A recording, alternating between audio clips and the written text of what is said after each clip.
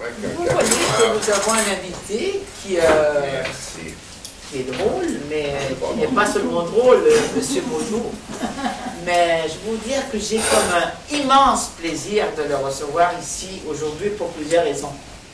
D'abord parce qu'on pourrait imaginer qu'un ancien sous-directeur général de l'UNESCO en information et communication et en unité pour la liberté d'expression et la démocratie, donc tu as eu 2 directions à l'UNESCO, c'est ça? Ou 4 ou 5. 4 ou 5, voilà. C'était avant-hier qu'on s'est rencontrés, je lui ai demandé, ça te tenterait de venir? Il a gentiment accepté. Donc vous voyez un Suisse, hein, qui était le Suisse le plus important au système des Nations Unies, comme j'avais trouvé une fois dans un communiqué de presse, ce qui est vrai, outre les banquiers. Ah, maintenant, il y a un Suisse même au plus important, qui est le président de l'Assemblée Générale des Nations Unies. Et voilà. Cette année, c'est notre ancien ministre des Affaires étrangères. Ouais, mais de ton époque, pendant que dans l'administration, en tant que fonctionnaire, oui. Voilà. Donc, il a eu la gentillesse d'accepter comme ça de venir vous parler à un groupe qui venait, une assemblée qui venait de se constituer. Et je lui expliquais, on a tardé quelques minutes à dire, c'est vraiment coloré, varié. Il y a des gens qui proviennent de toutes sortes de formations et d'endroits. Et puis après, parce que moi, je l'ai connu quand je n'étais pas prof ici, j'étais titulaire de la chaire UNESCO de communication en Uruguay, le pays d'où je viens, et je l'ai rencontré en 1994, si je ne m'abuse pas, et lui, il est devenu le président de ce réseau mondial de chaires UNESCO en communication qui s'appelle Orbicom, qui est en cours. Bon, à partir de là, on avait développé comme plusieurs projets, puis tout ça, et la vie a fait que... on se retrouve de temps à autre. De temps à autre, mais comme maintenant, comme professeur ici, il part comme titulaire d'une chaire de l'Amérique latine. Voilà, je l'ai rencontré à Paris et à Montréal, et au Mexique. C'est ça. Et au Mexique, lors de, de la réunion des chaires au Mexique, il y a bien longtemps. Il y avait encore trop de mafia à l'époque. Je ne sais pas si aujourd'hui on aurait le même plaisir. Donc vous allez voir que, outre toute sa sagesse, toute son expertise, il va aussi nous faire rire aussi, parce qu'il pourra nous parler un peu de l'arrière-boutique de la communication internationale et puis le développement. Merci ma chère, merci. Ben écoutez, j'ai dit tout de suite oui. D'abord parce que j'ai aussi 2 filles qui ont fait des études. Une enseigne également à l'université à Paris, à l'Institut d'études politiques, à l'université d'Aix en Provence. C'est normal, il faut absolument, quand on a le privilège, non pas d'être un savant, mais d'avoir accumulé des années d'expérience sur le terrain, parfois expérience douloureuse, souvent réconfortante par les résultats. C'est normal qu'on essaye de partager ces expériences avec des jeunes qui sont face à des livres, sont face à beaucoup de choses qui paraissent parfois abstraites et qui aimeraient bien les projeter et voir un petit peu ce que ça donne dans la réalité. Alors, tout ceci pour vous dire que c'est évident, la communication, je n'ai pas besoin d'insister là-dessus, la communication est partout, mais elle est quand même très différente, puisque je suis dans la communication exactement depuis 1969. Donc, 41 ans. En 69, c'était encore la guerre du Vietnam. Je séjournais au Vietnam pour le Comité international de la Croix-Rouge en 66. J'étais au Moyen-Orient pendant la guerre des 6 jours, en 67, 68. J'étais au Biafra, Nigeria, à l'époque de la sécession biafraise. Il y avait le téléphone, mais c'est inutile, le téléphone fonctionnait localement. Bon, pas de possibilité d'entrer en contact avec la centrale. Alors mon président, j'avais votre âge quand je suis parti pour ma première mission, donc le Comité international de la Croix-Rouge, qui s'occupe essentiellement de problèmes liés au conflit, aux guerres. Il m'avait dit, Monsieur Modou, je n'ai pas d'autres conseils à vous donner que celui-ci. Prenez des initiatives, il sera toujours temps de vous désavouer. Vous partez à des milliers de kilomètres, n'attendez pas des instructions. Jour après jour, c'est tout simplement impossible. C'était la belle époque où ambassadeurs, hauts fonctionnaires, délégués du CICR modestes, jeunes, en effet, nous étions coupés, il n'y avait pas. Le monde était encore un monde fractionné, bon, par la politique, mais sur le plan technologique, il n'y avait pas les moyens d'être en dialogue permanent avec la centrale. Alors aujourd'hui, on ne fait que ça. Moi, je suis en dialogue permanent avec ma famille actuellement. J'étais faire des courses hier pour mon épouse qui me demandait d'aller acheter du thé à un endroit très précis de Montréal. J'étais en train de boire le thé sur place. Je lui ai envoyé un SMS et 10 secondes après, « Ah, super, merci, tu as trouvé. » Je veux dire, il faut bien se rendre compte que la communication n'est plus du tout la même. À l'époque, c'est une communication très localisée, même la guerre du Vietnam, dont on dit beaucoup que la communication a changé l'issue de la guerre. En ce sens que le public américain, à force de voir des images de soldats tués, rapatriés, a comme dire, mais c'est pas possible, qu'est-ce qu'on fait là-bas? Mais ces images n'étaient pas des images instantanées. C'était des images qui dataient au minimum de 4 ou 5 jours.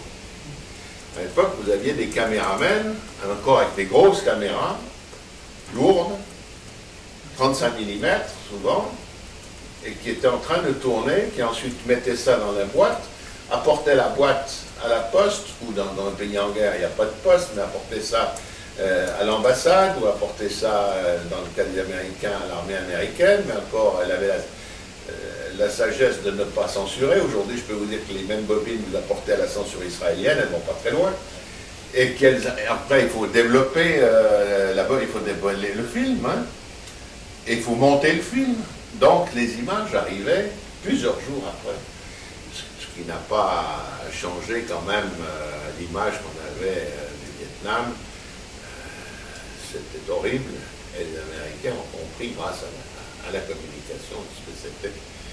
Parce que je crois que ceux qui revenaient de là-bas étaient complètement déphasés, je dirais même comme drogués, tellement c'était difficile pour ces soldats. Mais tout ça pour dire qu'actuellement, vous avez l'image instantanée.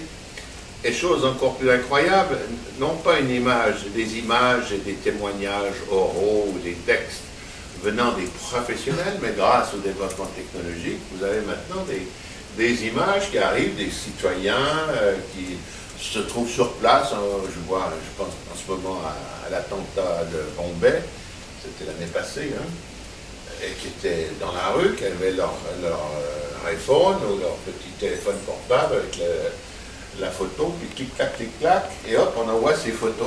Tout circule immédiatement. Tout se sait. Le problème, c'est que tout peut aussi être corrigé dans un bon ou dans un mauvais sens, manipulé. Et c'est le grand problème aujourd'hui de la communication. On n'a jamais eu autant d'informations, mais on n'a jamais été autant vulnérable à la manipulation. Mais quand je dis manipulation, ben, revenez 10 ans en arrière, quand vous aviez 12-13 ans, vous faisiez une bêtise. Vos parents, c'est vos parents.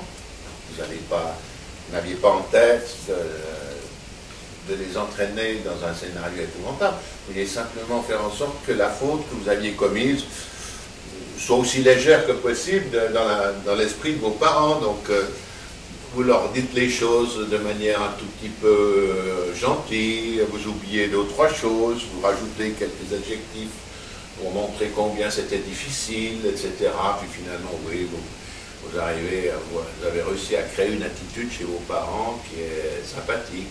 Bon, c'est pas bien ce que tu as fait, mais maintenant tu as compris, tu ne recommenceras pas. Et en fait, les entreprises, les gouvernements font exactement la même chose. La plupart du temps, ce ne sont que de mauvaises nouvelles. Il y a très rarement des bonnes nouvelles. Donc, il faut faire en sorte que la communication atténue l'impact de ces mauvaises nouvelles. Il ne faut pas paniquer les gens. Il faut rassurer les actionnaires. Cela maintenant aussi, cette donnée devient de plus en plus importante. Si j'étais actionnaire chez BP, parce que je ne suis pas, je me ferais du souci quand je vois ce qu'on raconte dans les médias, quand je vois les images qu'on m'a mis sur mon écran de télévision en provenance du Golfe au large de la Louisiane. et puis quand je vois ce que ça coûte, quand j'entends le président des États-Unis qui insiste jour après jour pour dire c'est BP qui payera, ça, ben, je me dis, ben, il est grand temps que je me débarrasse de mes actions. En réalité, cet exemple est un exemple que vous connaissez tous, mais je veux dire, on peut le multiplier par 1000 chaque jour. Au niveau des entreprises, au niveau de l'université, là, peut-être je vais rendre une visite d'amitié à M. Corbeau cet après-midi. Je ne suis pas prêt de partager ses problèmes. Hein. J'imagine qu'une université comme l'université du CAM, quand il s'exprime devant ses étudiants ou devant ses professeurs, il doit aussi, j'imagine, un petit peu faire en sorte que ce ne soit pas un boomerang et que ça calme les gens plutôt que ça les excite. Donc je veux dire, dans toutes les positions actuellement, vous êtes obligé de manipuler, entre guillemets, au sens de travailler, confectionner, vous êtes obligé de manipuler l'information avec, je dirais, avec beaucoup de prudence et d'anticipation. Et c'est peut-être pour moi le mot qui est le plus important pour un professionnel de la communication, c'est-à-dire, tu veux communiquer, alors anticipe les réactions possibles de ceux qui vont recevoir ton message. Alors ça, c'est le plus difficile, bien sûr, et c'est encore plus difficile quand ça se passe à l'échelle internationale, dans la mesure où vous allez travailler, vous êtes confronté à un public qui n'interprète pas, qui n'a pas la même notion des mots, qui interprète les mots différemment. Je voyais là, en descendant, il y a une affiche qui parlait de... vous voyez le mot cochonne sur une... Vous avez peut-être vu cette affiche.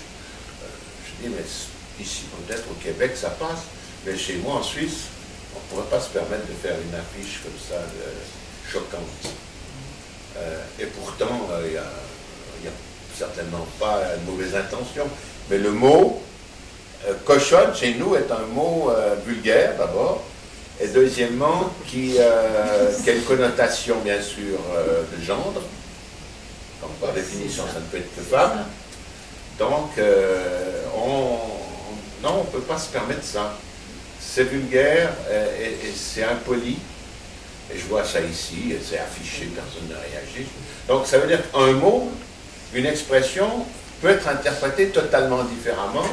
Pourtant nous sommes francophones, ce sont les mêmes mots. Donc, imaginez quand vous passez d'une culture à une autre, quand les Israéliens de culture juive s'adressent aux Arabes, de culture non seulement arabe mais musulmane dans la grande majorité des cas, les mots, ce que vous dites est interprété souvent totalement différemment de l'intention de ce que... C'est le grand problème de la communication interculturelle. Et moi-même, j'ai eu, donc, pour résumer, mon parcours, c'est en fait trois époques.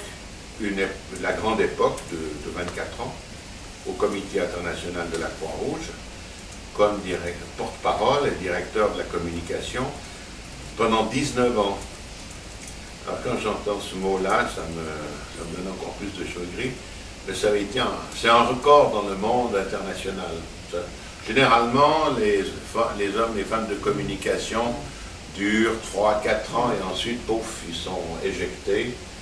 Parce qu'en fait, quand vous faites la communication, surtout de la communication au niveau institutionnel ou corporate communication, comme on dit en anglais, vous avez toujours un pied dans votre entreprise et un pied du côté des médias et du grand public.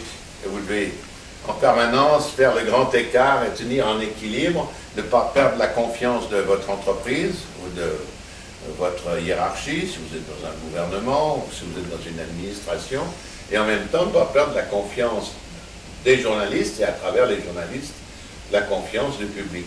Donc vous êtes en train de jongler en permanence et jongler pendant 19 ans. Il faut dire qu'à un moment vous atteignez un niveau où vous êtes en réalité plus responsable comme directeur, mais vous êtes moins engagé. C'est-à-dire que ce n'est plus vous, c'est comme les généraux. C'est rare de voir des généraux sur la liste des morts dans les batailles. Hein?